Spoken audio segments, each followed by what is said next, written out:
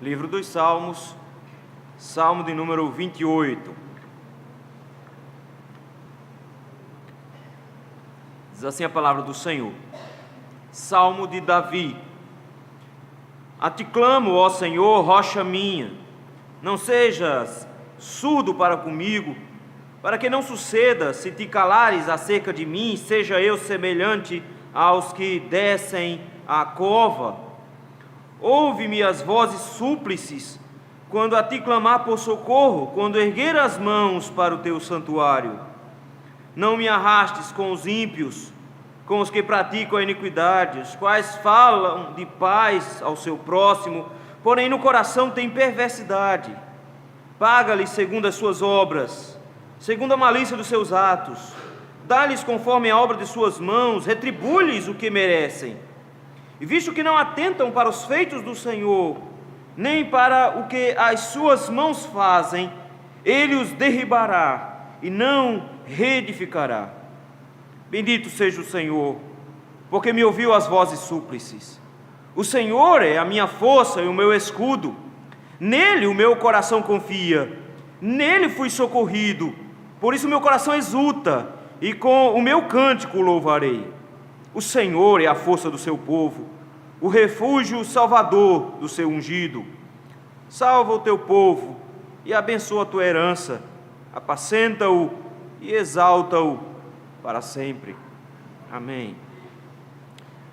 Deus bendito e todo-poderoso, louvado seja o teu nome, Senhor. Deus, humildemente nós nos colocamos diante do Senhor nesse instante, rogando graça e misericórdia, Senhor. Nós já cantamos ao Senhor, já lemos a tua palavra, já rogamos perdão e misericórdia. Mas, Senhor, se tu não falares conosco, Senhor, a nossa reunião aqui será inútil. Nós precisamos ouvir a sua voz, Senhor. E assim como o salmista clamou, meu Deus, pela tua voz, nós nos juntamos a ele nesse instante, te rogamos, meu Pai, fala conosco, Senhor.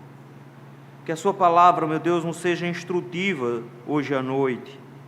Que a sua voz nos desafie e nos conduza, Senhor, a uma vida santa e de piedade. No nome santo de Cristo Jesus, é que nós te rogamos. Amém. Queridos, a arrogância que há em nossos corações nos leva muitas vezes a tomar algumas atitudes no que diz respeito à oração, que são não só equívocos, mas que se tornam inclusive pecados.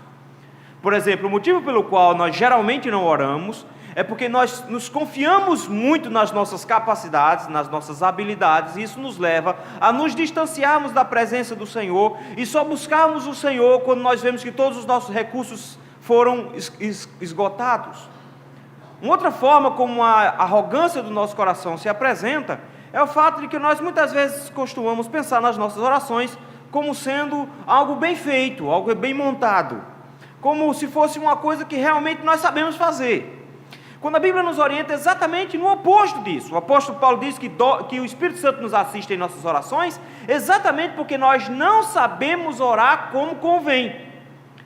A arrogância do nosso coração nos leva a pensar que a forma como nós nos dirigimos a Deus é a maneira adequada.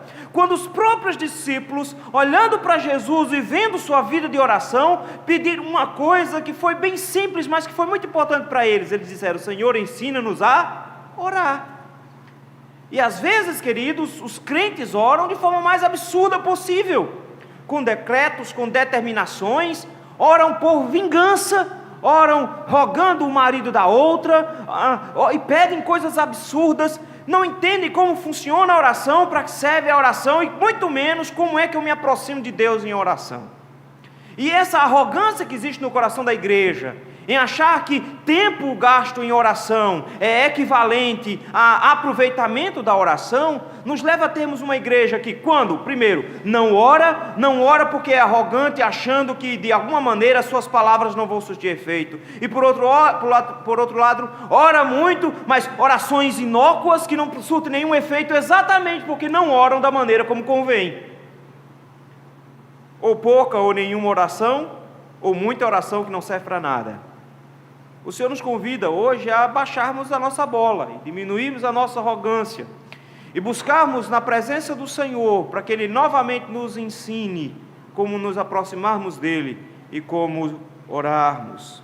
É sobre isso que o Salmo de número 28 vai nos ensinar hoje à noite. Esse salmo, o próprio texto já diz, foi escrito por Davi, mas nós não sabemos ao certo qual foi a ocasião em que ele escreveu, até porque, se os irmãos prestarem atenção, o salmo se divide em duas partes muito bem distintas.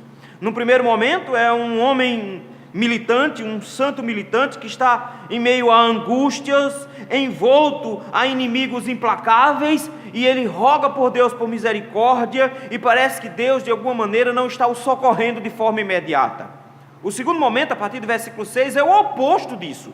É um louvor de um homem que está glorificando a Deus diante da graça do Senhor ter sido concedida a ele, e ele ter sido abençoado, sendo um servo fiel ao Senhor agora, não só ele, mas com todo o povo do Senhor.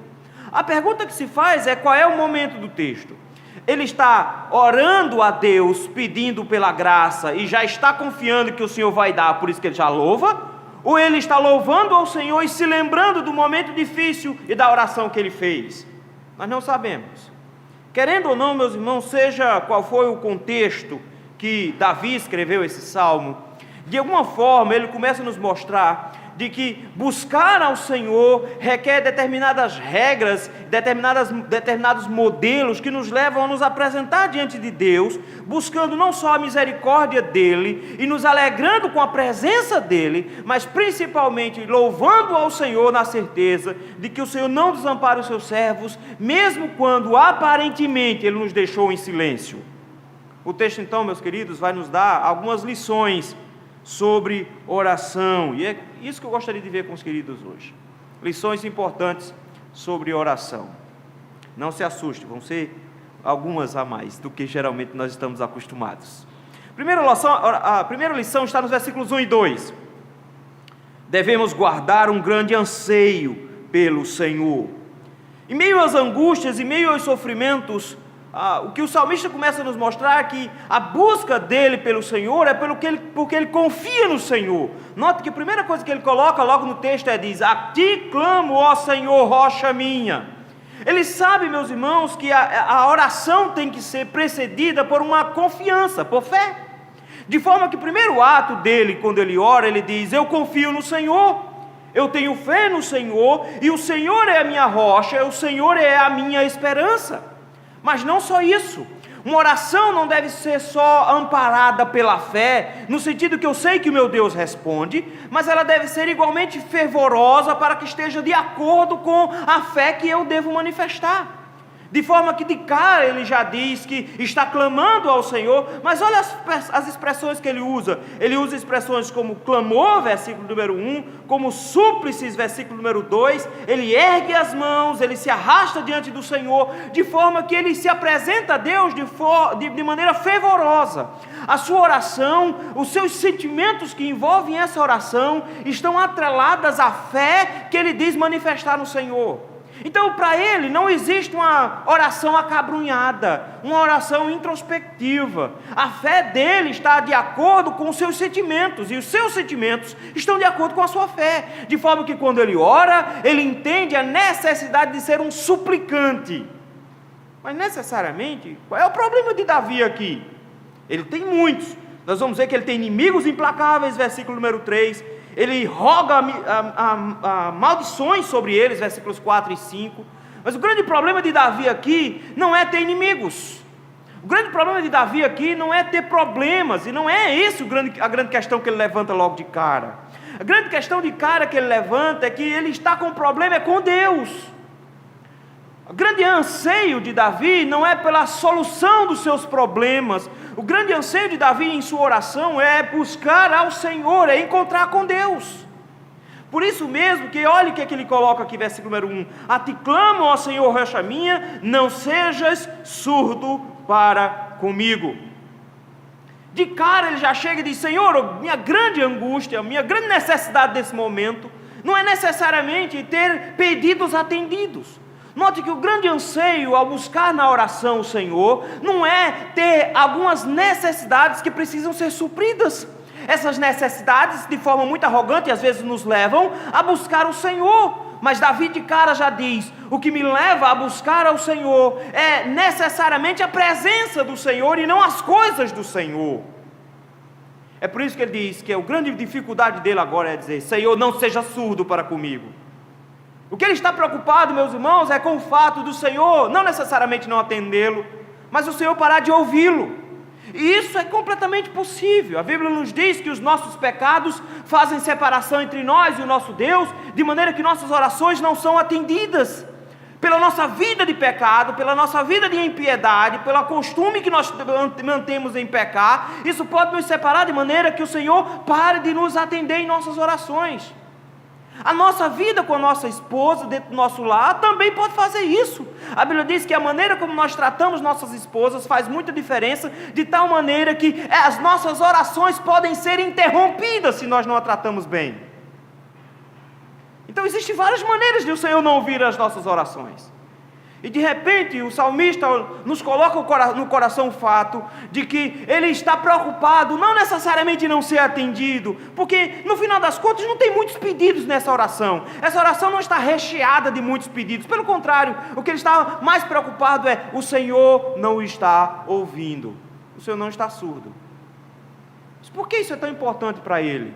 Olha o final do versículo 1: para que não suceda, se te calares acerca de mim, seja eu semelhante aos que descem a cova.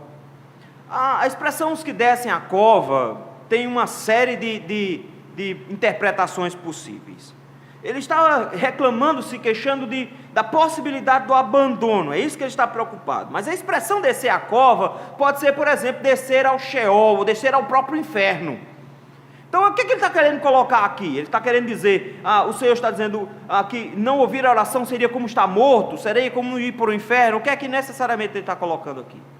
Parece, meus irmãos, que de alguma forma ele está antevendo algo que quando alguém é lançado fora da presença do Senhor, em especial no inferno, as suas orações não são mais atendidas, e Deus faz ouvido de mercador aos pedidos dele.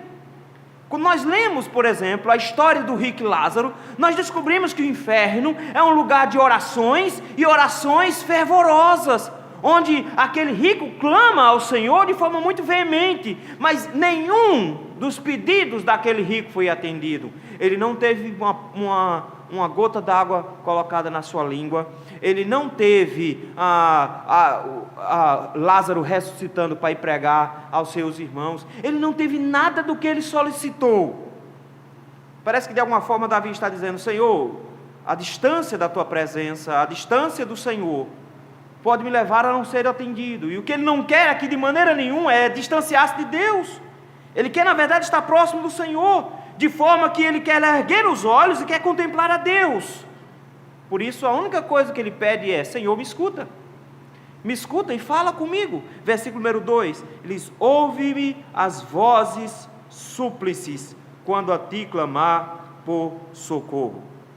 É interessante porque ele diz: Senhor, o único pedido primeiro que eu tenho para colocar é que o Senhor me escute aqui. Ele não está, meus irmãos, dizendo que o Senhor o abandonou, não necessariamente, mas de repente ele coloca que diz que a primeira preocupação dele é ser abandonado pelo Senhor. É incrível, queridos, que os crentes não querem mais relacionamento com Deus nesse sentido, e de alguma forma não conseguem enxergar a gravidade disso aqui. Desde que Deus continue atendendo os seus pedidos, desde que Deus continue atendendo aos seus desejos, dando a eles o que lhes interessa, eles não estão nem um pouco preocupados com a presença de Deus. E a forma como nós demonstramos isso é quando buscamos a Deus em oração somente quando queremos alguma coisa dele. Ele diz: não, Senhor, minha primeira preocupação é o Senhor não ouvir a minha oração e eu não ter a tua presença comigo. Por isso mesmo, meus irmãos, ele tem confiança no Senhor, e por isso ele clama a Deus, porque o Senhor é a rocha dele, versículo 1, mas olha para onde ele clama, versículo número 2, quando a ti clamar por socorro, quando erguer as mãos para o santuário. Essa expressão às vezes nos passa desapercebida, mas duas coisas a gente precisa observar aqui. Primeiro, o fato de erguer as mãos. Não é um gesto simplesmente mecânico de estar com as mãos levantadas, mas é um gesto simbólico também. A Bíblia vai nos mostrar vários momentos em que os homens de Deus oravam e oravam de braços erguidos, de mãos levantadas. João Calvino, comentando esse texto, diz que isso é um ato salutar. Então isso não é uma coisa errada, isso não é coisa de pentecostal. Diz, não, dá para erguer as mãos ao Senhor, mas contanto que eu saiba necessariamente o que é que eu estou fazendo. Ao erguer as mãos ao Senhor, eu estou dizendo: Senhor, eu não possuo nada a oferecer. Eu estou colocando as mãos abertas e espalmadas, dizendo: Senhor, eu não tenho nada em minhas mãos, não existe nenhum crédito ou mérito em mim para que eu me apresente diante do Senhor, e eu, como uma criança que precisa e necessita de tudo que venha dos seus pais, eu apresento-me diante do Senhor completamente pobre, completamente desprovido de qualquer coisa. Eu me apresento diante do Senhor e digo: minhas mãos estão vazias. Mas da mesma maneira como um filho olha para o pai e espera que tudo o que ele necessita venha dos pais, eu estendo as mãos para o único que pode encher as minhas mãos. Ele de repente coloca as mãos para o Senhor e diz: eu não tenho nada, mas o Senhor pode me dar tudo. De forma que eu agora, de forma súplice, me apresento diante de ti, não tendo nada para te oferecer, mas esperando tudo que venha do Senhor. Mas o que era de nós esperarmos é que que Davi erguesse as mãos para o céu. Não era isso que a gente esperaria que ele fizesse? Mas não é isso que ele faz. O texto diz que ele ergue as mãos em direção ao santuário. Por que ele faz isso? Por que ele ergue as mãos em direção ao santuário? E a expressão que ele usa aqui para santuário não é necessariamente o templo, o tabernáculo inteiro. Ele está pensando num lugar muito específico. Ele está pensando no Santo dos Santos. E é incrível porque o Santo dos Santos é um lugar de oração. Existiam 2 móveis dentro do tabernáculo que faziam parte do mesmo lugar, mas que estavam separados. Vejam, existia um móvel chamado o altar do incenso, alto, um pouco mais de 1 metro de altura, fininho, estreitinho, ficava colado com a cortina que separava o santuário do Santo dos Santos, onde ficava a Arca da Aliança. Então, de um lado ficava a Arca da Aliança e quase coladinho a ele estava o altar do incenso, separado somente por uma cortina. De forma que o altar precisava ter incenso colocado todos os dias, e o sacerdote entrava e colocava incenso. E o incenso era o símbolo das orações dos santos, porque mesmo ele estando num lugar que era acessível ao sacerdote, porque era o lugar onde o sacerdote podia entrar todo dia, e o altar ele pertencia não ao santuário de lado de fora, mas ao Santo dos Santos. Ele estava do lado de cá exatamente para o sacerdote poder entrar e colocar o incenso. Porque se estivesse do outro lado ele não podia entrar. Mas as orações dos santos traspassavam a cortina protetora com os querubins, e do outro lado o Senhor recebia as orações dos seus santos. É por isso que Apocalipse vai falar em orações como cheiro suave, cheiro de incenso. O que Davi está dizendo é: eu boto as mãos para o lugar onde Jesus está, para a Arca da Aliança. É para lá que ele aponta as suas mãos. Ele aponta as suas mãos para o lugar da redenção. Ele aponta para o lugar onde está a Arca da Aliança e o sangue será derramado sobre o propiciatório. Ele aponta para Jesus Cristo as suas mãos.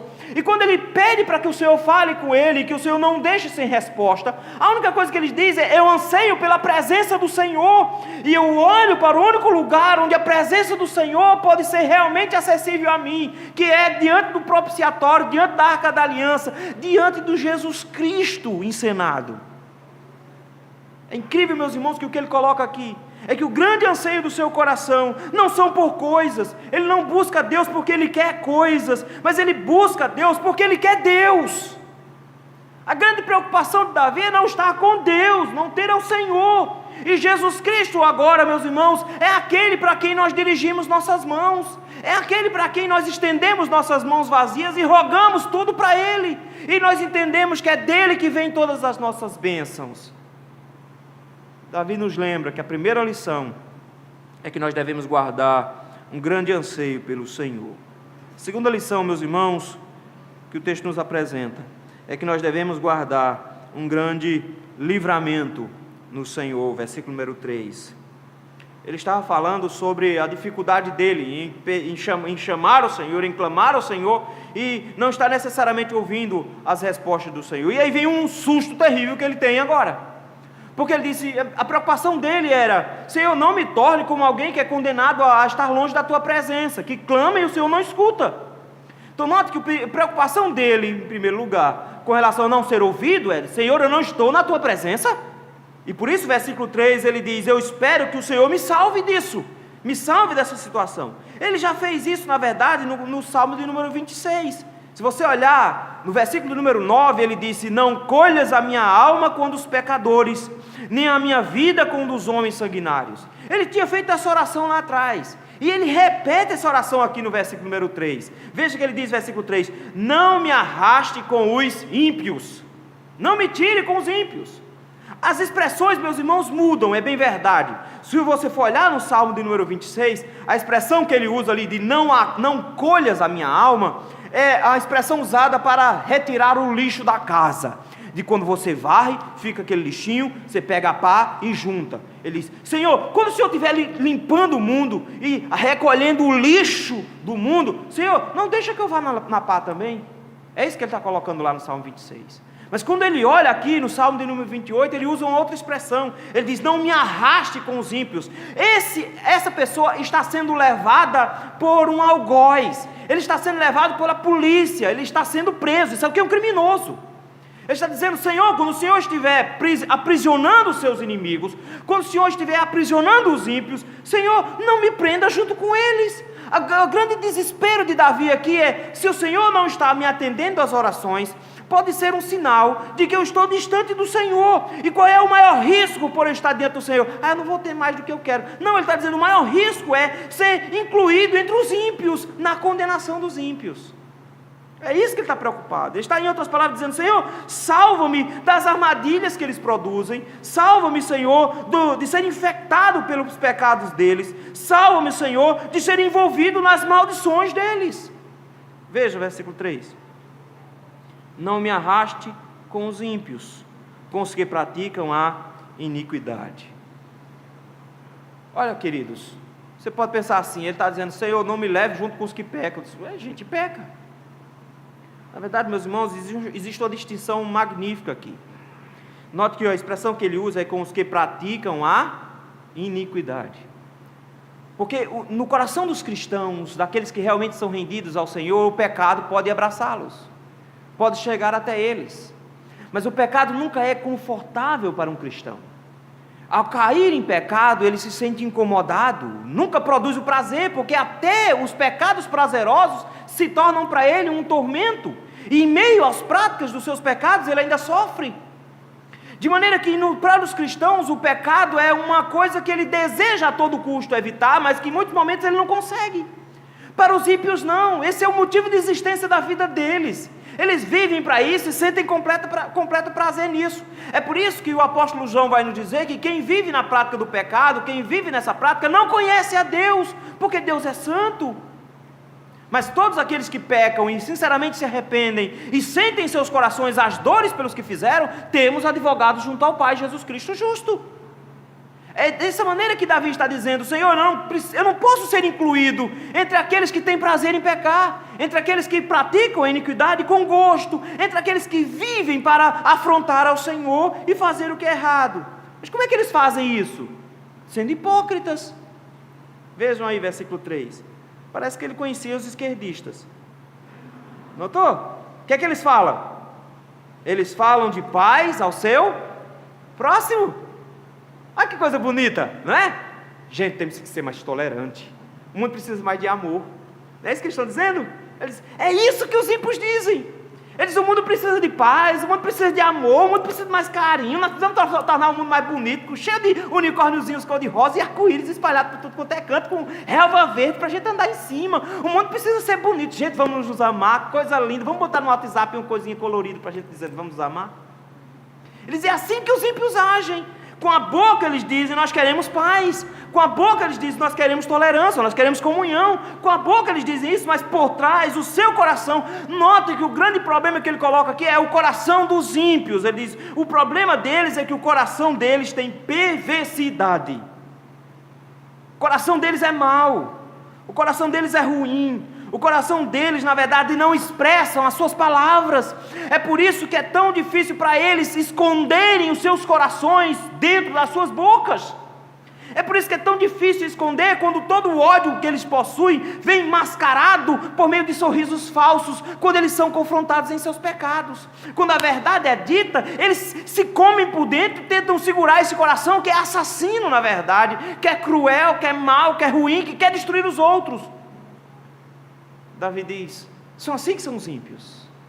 Aparente impiedade, aparente bondade. Eles são pregadores da paz, pregadores do amor, eles pregam mensagens bonitas de carinho, de fim da pobreza, de ajudar o próximo, mas no final o coração deles é perverso. O grande medo de Davi aqui, meus irmãos, é que em meio a essa situação toda, ele seja incluído com esse tipo de gente. Ele diz, o meu medo, Senhor, porque eu conheço o meu coração. E o meu coração, se for me permitido ser como eu sou, ele vai na verdade fazer a mesma coisa. E eu posso me tornar um pregador da paz, quando o meu coração na verdade é perverso.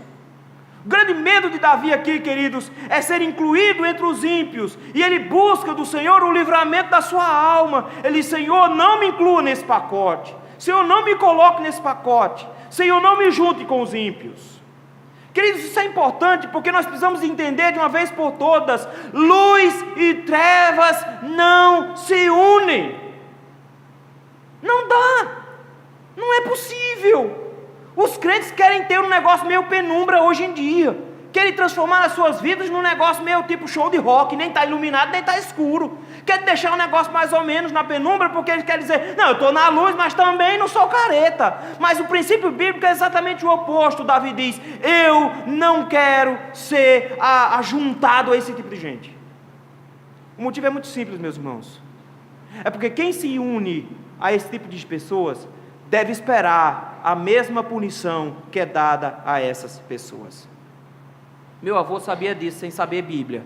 Ele dizia, meu filho, quem se junta com porco, come farelo, mais cedo ou mais tarde.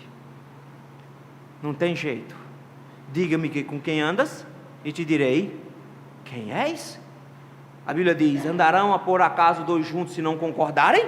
Ah, querido, se você anda de braços dados com os ímpios, é porque você tem concordâncias com eles. Se você tem comunhão plena com os ímpios, significa que você concorda com a maneira como eles raciocinam. O perigo em viver assim, o perigo em ter concordância com o pensamento dos ímpios, é que os ímpios serão condenados, e todos aqueles que se aliarem a eles também. Precisamos entender de uma vez por todas que não é preciso a pessoa ser hostil ao Senhor. Se ela é inimiga do Senhor por ser amiga do inimigo do Senhor, ela por si só receberá a punição também. Já parou para pensar que você não precisa somente lutar contra alguém, você só precisa ser aliado daquele que está lutando? Que Davi coloca de Senhor, não me junto com essas pessoas, não me confunda com essas pessoas, Senhor, para que eu não seja condenado junto com elas. O que ele pede é, Senhor, me livra de ser engolido pelo mundo, me livra, Senhor, de ser engolido por esse sistema, que anuncia uma pregação muito doce e bonita, mas cujos corações são maus. É impressionante, queridos, como o Facebook mostra isso, porque parece que os dedos são ágeis em expressar o coração. Aí você colocar alguma coisinha que for um pouco mais dura com relação ao Evangelho, aí você vê uma tonelada de crentes se levantando, tudo brabo. Porque os dedos estão mostrando o que eles estão pensando. E Jesus disse, a boca fala do que o coração está cheio. E se você quiser ver, dedos também falam do que o coração está cheio. É só ir no Facebook. Terceira lição, meus irmãos, além de guardar grande anseio pelo Senhor, além de guardar um grande livramento no Senhor, nós devemos guardar um grande zelo pelo Senhor, versículos 4 e 5.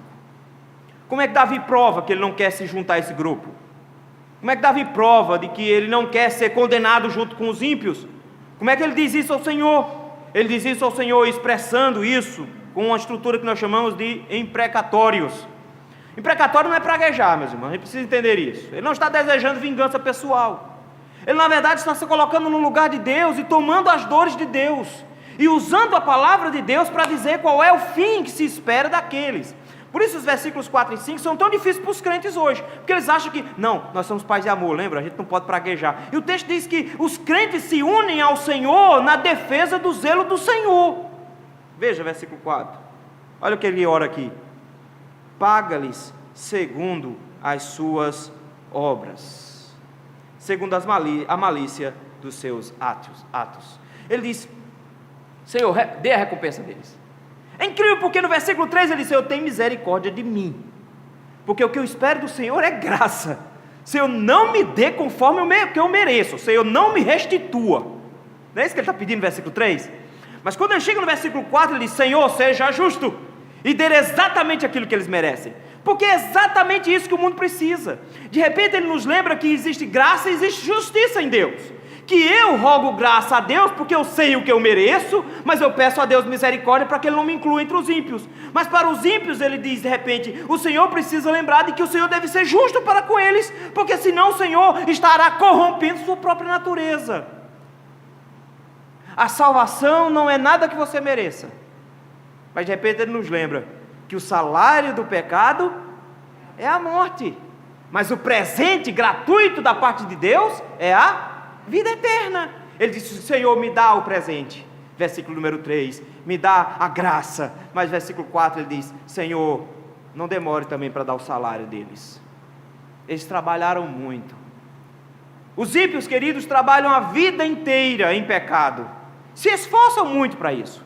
Vocês não imaginam como é difícil passar uma noite inteira sem dormir, trabalhando para o pecado.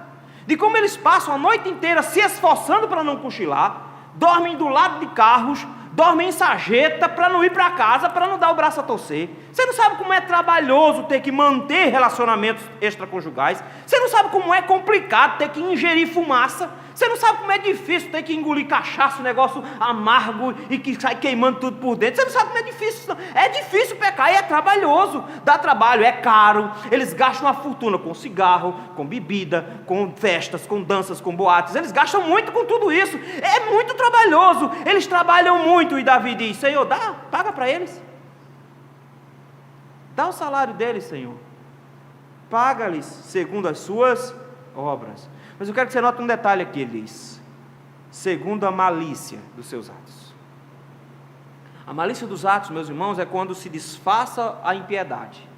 O que ele de repente chega agora e coloca é: o Senhor julgará não só os atos em si, mas o Senhor julgará a malícia cujos atos são apresentados. O Senhor julgará aquilo que o coração produz e não só que as mãos produzem. Ele diz: Senhor, julgue, dá-lhes conforme a obra de suas mãos. E aí a palavra dos neopentecostais: retribui-lhes, restitui, Senhor. Dá para eles o que eles procuram, dá para eles o que eles pedem.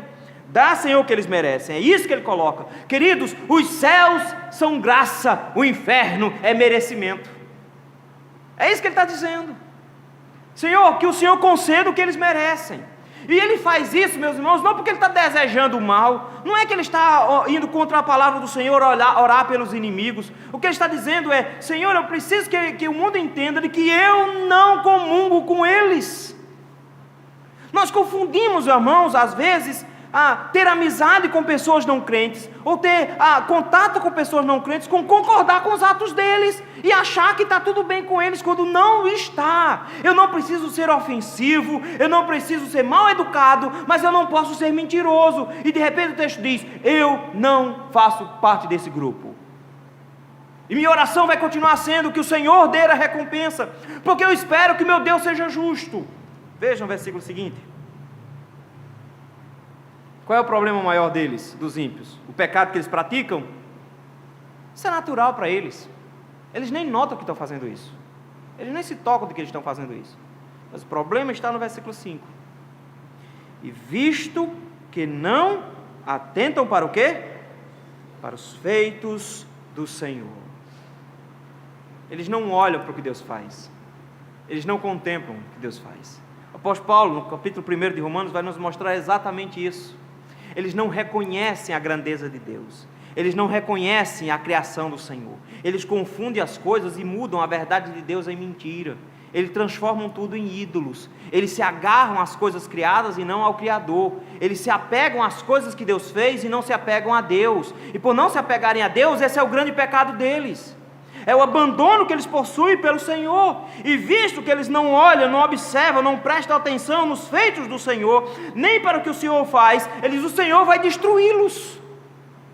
A criação inteira, meus irmãos, está colocada aí como um testemunho de que Deus é grande, que Deus é poderoso, que os homens deveriam adorá-lo, mas de repente ele diz que os homens não conseguem contemplar isso, não conseguem ver isso, e isso servirá para a própria condenação deles. O apóstolo Paulo disse que o Senhor os entregou à sua própria dissolução, transformando a verdade de Deus em mentira, adorando e servindo a criatura ao invés do Criador, inflamando-se entre si mesmo, onde até as mulheres abandonando o seu ato comum, o ato natural, se inflamam entre si, cometendo torpeza. O que ele está dizendo é que todo esse processo de devassidão moral, de devassidão ética, não é um processo simplesmente que está se produzindo naturalmente. Ele diz: isso é fruto da idolatria, do abandono do Senhor, da impiedade contra Deus. É isso que ele está dizendo. Isso é Deus abandonando-os. Isso é Deus entregando os homens aos seus próprios corações. Isso é Deus julgando os homens. O que ele diz é: Senhor, ajude-os, derrubando-os de vez. Versículo número 5. Olha a expressão que ele usa: Ele os derribará. E o quê? E não reedificará. Os ímpios não prevalecerão no juízo, nem os pecadores na congregação dos justos. O Senhor vai exterminá-los no final. É incrível, meus irmãos, porque em meio a uma oração, Davi nos lembra de que nós precisamos ter o zelo pelo Senhor ao orarmos. Nós às vezes amamos muito mais a nós mesmos e aos outros do que a Deus. E no nosso amor para com o nosso próximo, com as pessoas a quem nós temos carinho, às vezes odiamos o Senhor. Quantos não já ouviram diante de um enterro a pessoa que está: Senhor, por quê? O Senhor não podia ter tirado fulano é a melhor pessoa da igreja, como é que o Senhor faz um negócio desse? Queridos, isso não é uma demonstração de amor pelo defunto, isso é uma demonstração de desamor para com Deus. De uma vez por todas precisamos entender de que nós temos que amar mais a Deus do que o nosso pai, amar mais a Deus do que a nossa mãe, amar mais a Deus do que o nosso marido, do que a nossa esposa, do que os nossos filhos. Nós amamos mais o Senhor. E se o Senhor se coloca como inimigo de qualquer um deles, o Davi vai nos dizer: odeie-os com ódio consumado. Nós não nos juntamos, nós temos zelo para com Deus, e nossas orações devem ser uma expressão desse zelo também. Note que o problema de Davi não é: Senhor, eles estão me perseguindo, Senhor, maltrata eles. Não, ele não está dizendo isso não. Ele está dizendo: Senhor, eles te abandonaram, eles estão te perseguindo. E eu me junto ao Senhor para pedir agora a punição deles. É incrível porque essa oração de Davi, versículos 4 e 5, é a oração do povo de Deus no céu hoje. João disse que viu uma multidão diante do trono do Cordeiro, decapitados. E o que é que esse monte de gente sem pescoço está fazendo lá? Sem cabeça está fazendo lá? Diante do trono do Senhor, o texto diz: eles clamam de dia e de noite. E eles clamam, eles oram no céu. Eles estão orando no céu. E o que é que eles estão orando? O que é que eles estão pedindo? Senhor, o nosso sangue foi derramado, está em cima da terra, e de lá de baixo está clamando, dizendo: quando é que o Senhor vai nos vingar? Quando é que o Senhor vai se levantar para punir aqueles que nos mataram? Senhor, a nossa morte vai ficar impune? A nossa morte não vai ter nenhuma consequência? E de repente o Cordeiro se levanta e diz: espera mais um pouco, meus filhos, espera só mais um pouco. Quando você chega no final do Apocalipse, você vê o Senhor se levantando para julgar os ímpios. E adivinha quem o Senhor chama na hora que vai julgar os ímpios? O texto diz que o Senhor chama uma multidão que estava vestida de branco. A multidão que estava lá em frente ao trono. E o Senhor chama a todos. Chamou para que essa multidão para estar presente? Para que eles testemunhem o dia em que o Senhor fará isso aqui. O Senhor chama todos aqueles que foram sofredores, decapitados por causa do Evangelho, para que eles vejam o Senhor executando a sua justiça. Essa é a oração do céu, mesmo que os crentes achem que ela seja indigna para ser feita na terra. Ela é feita no céu, porque os crentes que estão no céu entendem o que é ter zelo pelo Senhor. Quarto lugar, meus irmãos, devemos guardar uma grande esperança no Senhor, versículos 6 a 8. De repente ele muda totalmente o assunto. Ele vinha rogando ao Senhor com uma oração pesada, inclusive os últimos 2 versículos são bem pesados mesmo, mas de repente ele muda para uma ação de graças, para louvor ao Senhor. Ele começa a dar graças ao Senhor, e olha só pelo que ele está dando graças ao Senhor, versículo 6, bendito seja o Senhor, por quê? Porque me ouviu as vozes súplices. Ele de repente, versículo 2, ele diz, Senhor, ouve minhas vozes súplices. Versículo 6, ele diz, e o Senhor ouviu. O Senhor ouviu o meu clamor, o Senhor ouviu a minha oração. Notem, meus irmãos, que a grande alegria do crente não é porque ele recebeu o que ele pedia, porque ele queria alguma coisa para si. A grande alegria do crente é o Senhor me escuta. É essa a grande alegria dele. Ele não está preocupado necessariamente no que ele vai adquirir nessa conversa. Ele não está preocupado necessariamente no que ele vai levar para casa depois dessa conversa. A grande alegria dele é, o Senhor me recebeu. O Senhor me recebeu no seu trono. Jesus Cristo abriu um novo e vivo caminho até o santuário do Senhor. Eu tenho um livre acesso e tenho até ousadia para entrar nesse acesso. E ele diz, olha que coisa bonita, Deus me ouviu. Me ouviu as vozes súplices, me ouviu quando eu clamei por socorro, o Senhor ouviu a minha oração. Quem ora, meus irmãos, com fé, crendo no caminho aberto por Jesus Cristo, não ora sem esperança, não ora sem fé, ele ora sabendo que o Senhor vai ouvi-lo.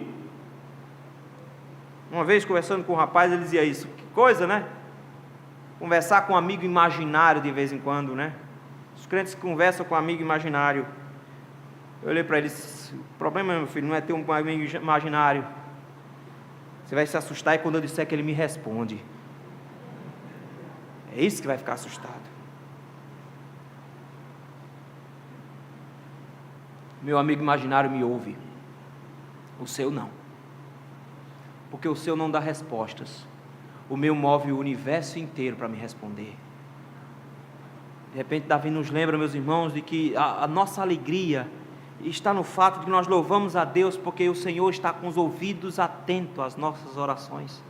Se o meu povo que se chama pelo meu nome se humilhar, orar e me buscar e se arrepender dos seus caminhos maus, eu o ouvirei dos céus. E de repente o Davi disse, Senhor, eu estou estendendo as mãos para o Senhor, Senhor, eu estou clamando ao Senhor. Ele agora chega e diz, bendito seja o Senhor, louvado seja Deus, porque as minhas orações não ficaram vagando, pelo contrário, o Senhor as recolheu, o Senhor as ouviu. Olha a demonstração dele em ações de graças aqui de repente. Ele diz, eu oro com fé e eu me alegro nessa esperança, porque eu sei no Deus em que eu confio, versículo 7. O Senhor é a minha força e o meu escudo, nele o meu coração confia. Ele chega agora e diz, sabe o que é muito bonito saber? É que não existe silêncio da parte de Deus.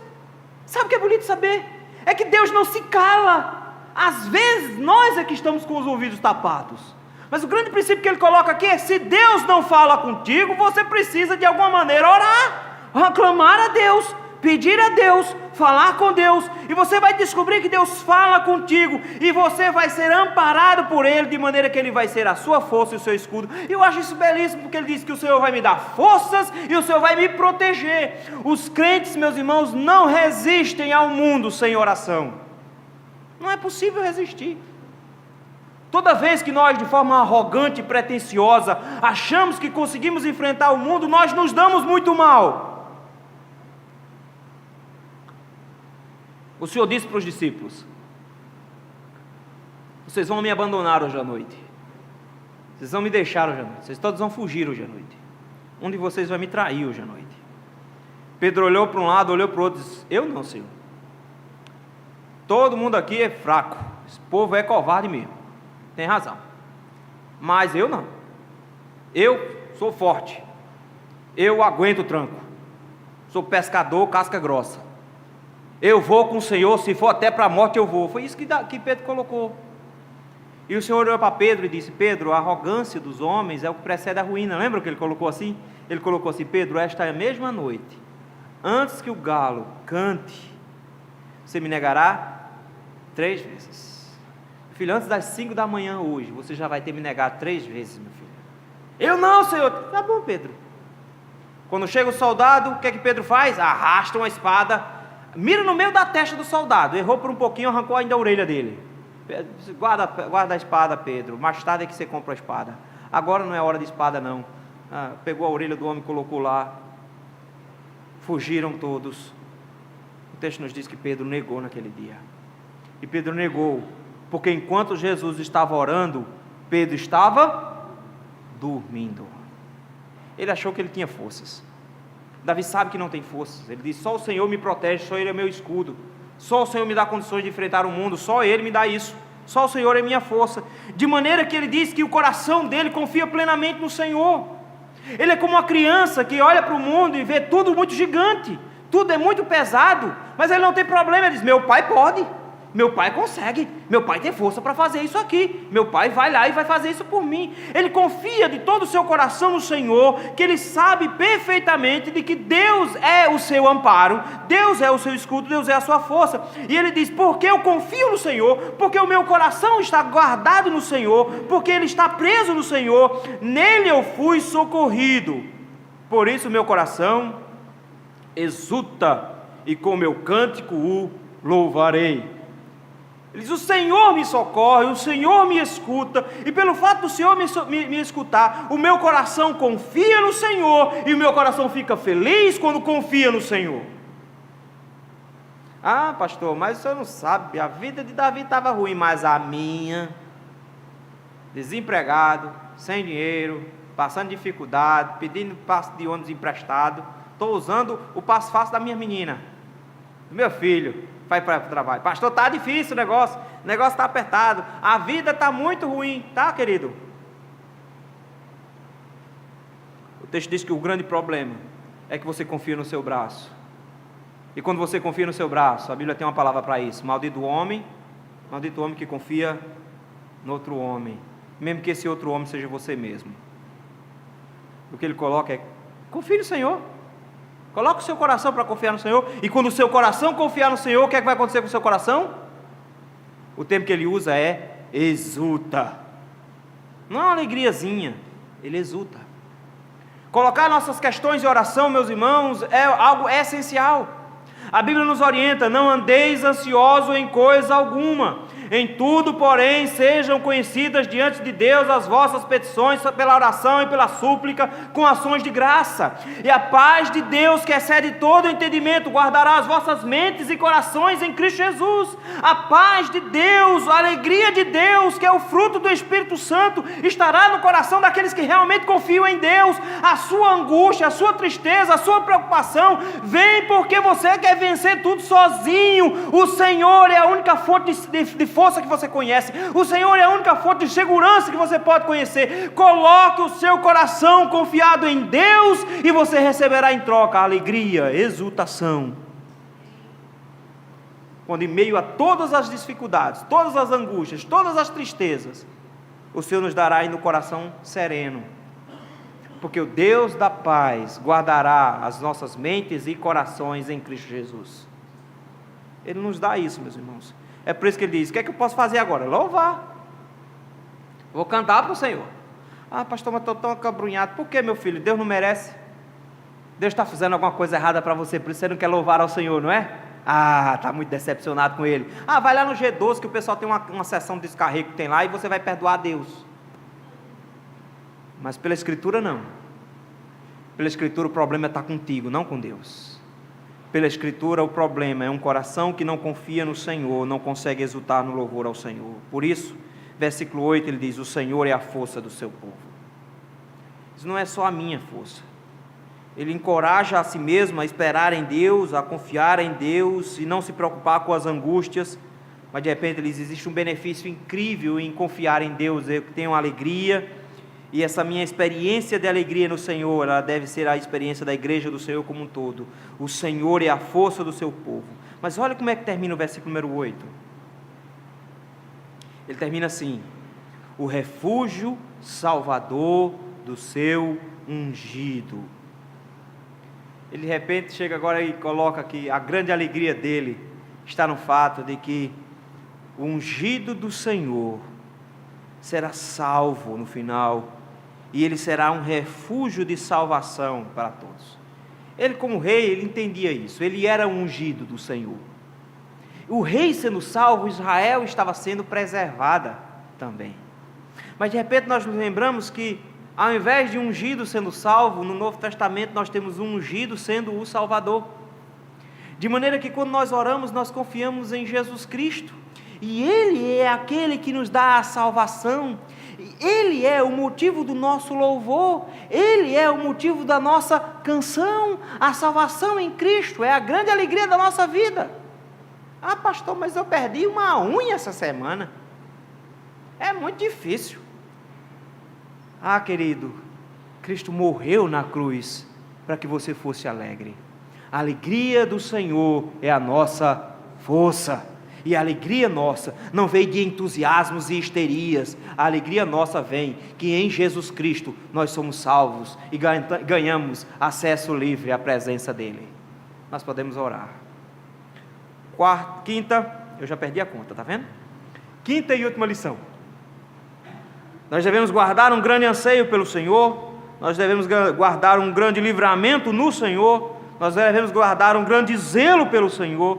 Nós devemos guardar uma grande esperança no Senhor. E nós devemos guardar um grande amor pelo povo do Senhor. Versículo número 9.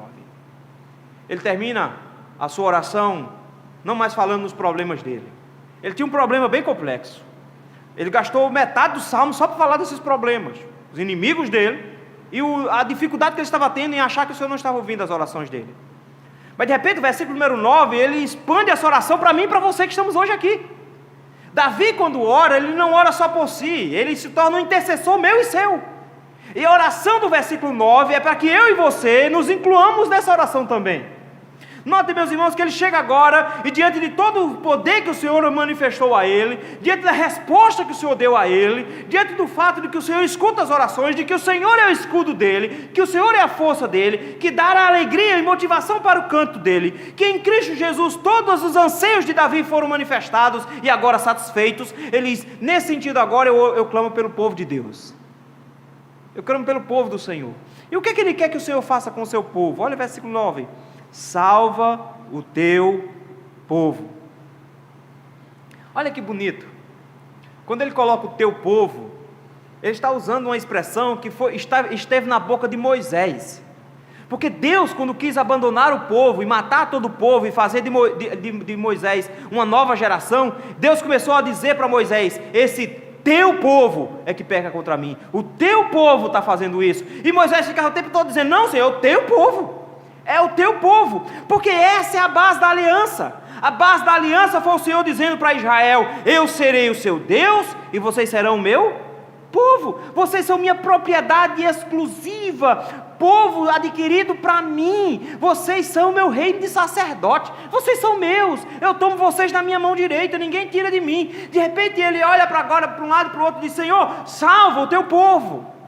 O Senhor é a salvação do seu ungido, versículo 8. O Senhor já salvou o seu ungido, dando a ele a vitória. E em Cristo Jesus, ele agora olha e diz, Senhor, salva o teu povo também. O Senhor é a salvação do seu povo. De maneira que ele nos lembra, querido, de que o grande alvo da nossa oração no final é nos lembrarmos de que o amor pelo povo de Deus deve estar à frente em nossas orações. Orar pela salvação das pessoas. É incrível como a gente traz uma lista de orações e não coloca as coisas mais importantes na fila. Já notou como os nossos grupos de orações têm acontecido um negócio parecido? A gente está brincando em alguns grupos que é o seguinte, orou aqui, acontece. Não é? Que nos nossos grupos de orações está mais ou menos assim. Quase toda terça-feira o pessoal acha que aconteceu. A gente pediu a semana passada, Deus deu. Coisa boa, né? Aí resultado, aí chega um e a gente começa a lembrar o seguinte, quando os ímpios pedem oração por coisas, nós oramos primeiro pela salvação deles. E de repente o texto nos lembra, queridos, de que nós não somos os grupos de oração que pedem coisas para Deus e Deus dá. Nós nos juntamos a Cristo e dizemos, pede-me e eu te darei as nações por herança. O que é que nós oramos? Ah, Senhor, salva de vez em quando uma pessoa lá na igreja para a gente ficar mais felizinho.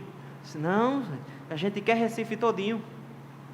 A gente quer Pernambuco para Jesus Cristo. E por isso, quando nós oramos, meus irmãos, nós dizemos: Senhor, nós estamos pedindo uma coisa. Nós estamos pedindo que o Senhor salve pessoas. E a oração de Davi aqui, de repente, é: Senhor, salva o teu povo. Abençoa a tua herança. E é bonito isso, porque ele diz: Senhor, nós somos o bem que o Senhor possui. Ah, meu irmão, como é que Davi diz um negócio desse para Deus? Se no salmo anterior ele diz que tudo pertence ao Senhor, tudo pertence a Deus. Ele diz que tudo pertence ao Senhor, de maneira que, versículo número 1 do Salmo 24, tudo pertence ao Senhor, a terra pertence ao Senhor, e tudo que nela se contém, o mundo e os que nele habitam, tudo é de Deus. Como é que Deus é tão pobre assim? Ele diz: não, meu filho, tudo isso é de Deus, mas Deus tem uma coisa que Ele considera precioso. Não é o universo todo.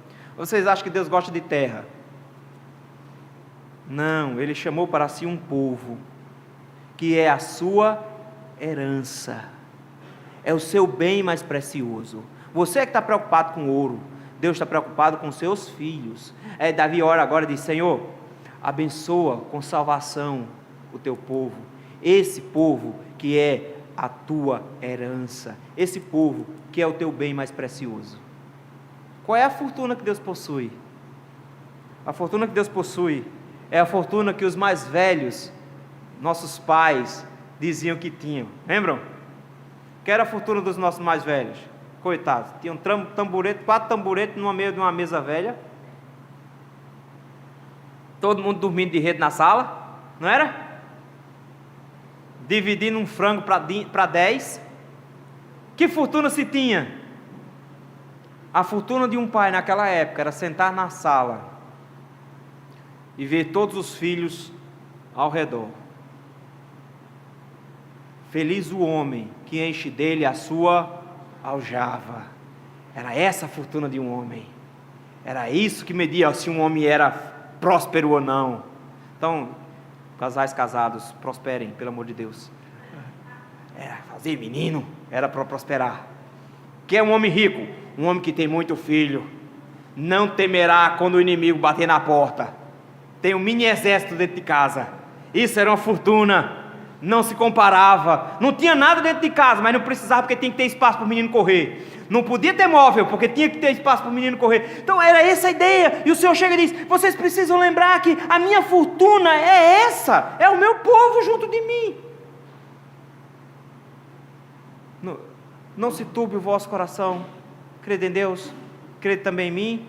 Na casa do meu pai há muitas moradas. Se assim não for, eu vou teria dito, pois vou preparar-vos lugar, para que onde eu estiver, eu quero todo meu menino do lado. Quero todo mundo morando na minha casa. Eu quero me sentar de noite e ver a mesa cheia de gente. Eu quero ver todo mundo conversando, batendo naquela zoada infernal, mas todo mundo ali unido, a família do Senhor unida. Ele diz: o que Ele quer colocar aqui de repente é: queridos, a herança do Senhor somos nós.